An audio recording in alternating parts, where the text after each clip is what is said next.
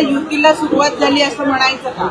आजच्या या किशोरी पेडणेकरांच्या भेटीमुळे शिवसेना, उद्धव बाळासाहेब ठाकरे पक्ष आणि मनसे अशा जर भेटींमुळे युत्या होत असतात तर याच्या आधी आम्ही खूप वेळा भेटलो.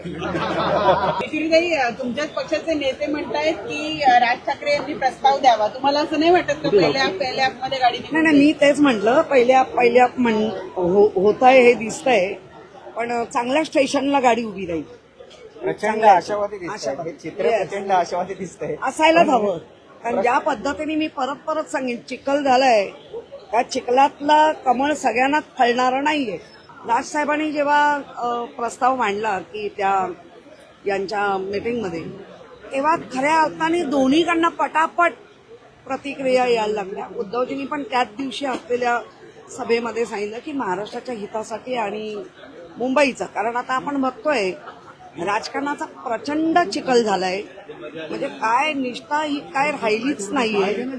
त्यामुळे हे तर दोन भाऊ नात्याने एक आहेत, त्याच्यामुळे ध्येय धोरणं सेम आहेत, त्यामुळे एक होणं हे आता कार्यकर्त्यांना, मतदाराला पण वाटायला लागलंय.